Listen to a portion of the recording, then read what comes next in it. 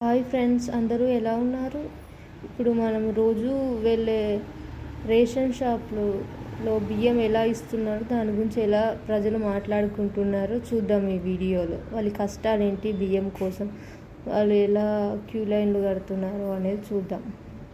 అమ్మా లత, రేషన్ షాప్లో బియ్యం ఇస్తున్నారా? ఆ ముసలి బియ్యం తీసుకురమ్మని చెప్పింది. ఇత్తాలు తాత, ఇత్తాళ్ళు పోయి చూసొచ్చిన. అస్సలే చేత కావట్లేదు బియ్యం తీసుకురావడానికి.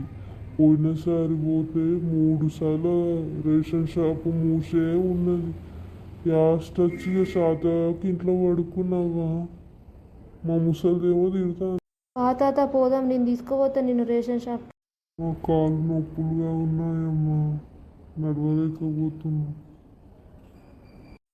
షాప్ దగ్గరే ఉంది తాత, ఫుల్ మంది ఉన్నారు కాదు. సేటు, ఇగో క్యారెట్, నాకు ముసలానికి బియ్యం ఇవ్వండి సేటు. చక్కెర, ఉప్పు, పప్పు ఇస్తాలా సేటు? లేదయ్యా, సన్న బియ్యమే, ఏమీ లేదు, సన్న బియ్యమే ఇస్తాను. బియ్యం బస్తా పట్టుకొని ఇంటి దాకా నడవలేనమ్మా, ఆటో మాట్లాడుకొని వెళ్దామా?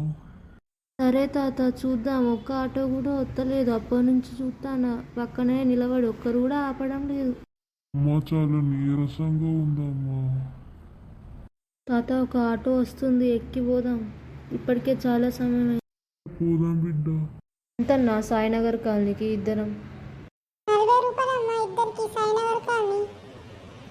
15 చేసుకొని పోనీయన్నా.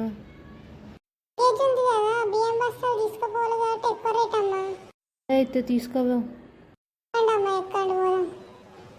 ఇదిగోండి అన్న, 40 రూపాయలు. కృతజ్ఞత తల్లి, కృతజ్ఞతలు నీకు. చాలా సంతోషం ఇక్కడి వరకు తీసుకొచ్చినందుకు. నన్ను చాలా కళ్ళు కనబడట్లేదు, చేతనవ్వట్లేదు. అసలు ఎటు పోతానో నాకే అర్థం అవ్వట్లేదు. కొడుకు కూతురు ఎవరు నన్ను పట్టించుకోవట్లేదు తల్లి. నీలాంటి కూతురు ఉంటే ప్రతి ఇంట్లో చాలా సంతోషంగా ఉంటుంది. ఏమండి, ఏంటి ఇంత సమయం పట్టింది రేషన్ షాప్కి వెళ్ళి రావడానికి? మందున్నారే రేషన్ షాప్లో.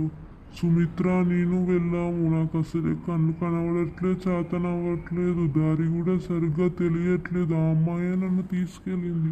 అలా మంచి అమ్మాయి ఆమె. అలాంటి కూతురు మనకు పుట్టలేదేంటి? కొడుకులు కూతురు ఎవరు మనని పట్టించుకోవట్లేదు. చేద్దాం, అంతా మన కర్మ రాదా?